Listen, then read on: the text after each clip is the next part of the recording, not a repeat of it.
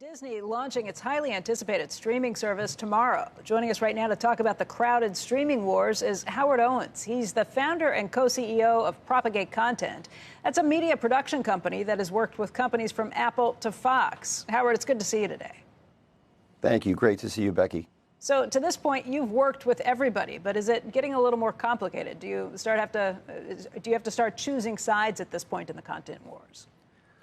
A lot of people are choosing sides. We're choosing to play the field on the streaming side. And it's been, it's a great time for consumers right now. It's a boom time for blue chip icon, great television, so much opportunity for, every part of the family. And as producers, it's also a very rich time because there's different kinds of content being made at the different platforms. And, it's just that rare moment that you can be as creative as possible and feel like there are unlimited possibilities. And unlimited cash, right? There's a lot, but the business models are changing. How are they changing? What are you seeing happening right now?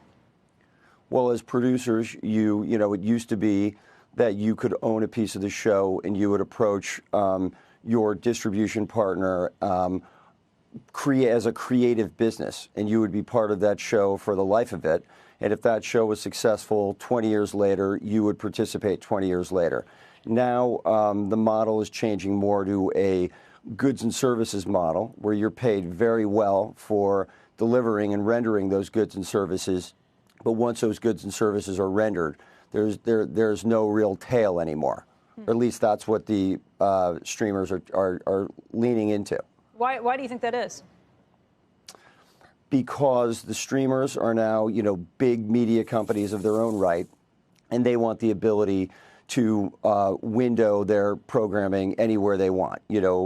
Take Disney tomorrow, which launches tomorrow, Disney Plus. They have a broadcast network, they have cable networks, and they are now going to have Disney Plus. They also have cable channels and FX channels and National Geographic networks. They want to be able to window their programming how they see fit, whether it be on Disney Plus, whether it's on the channel. And because of that, every time the show moves, they don't want to have to do a new deal with the profit participants. They want to be able to move those shows freely. So that's why they're paying upfront money, but you're not along for the long-term ride. Does that mean an end to the golden era of content, or is this just kind of corporate governance and corporate policy kind of working its way into what's been a Wild West to this point? Well, hopefully it's not the end of the golden era of content. Hopefully it's the beginning.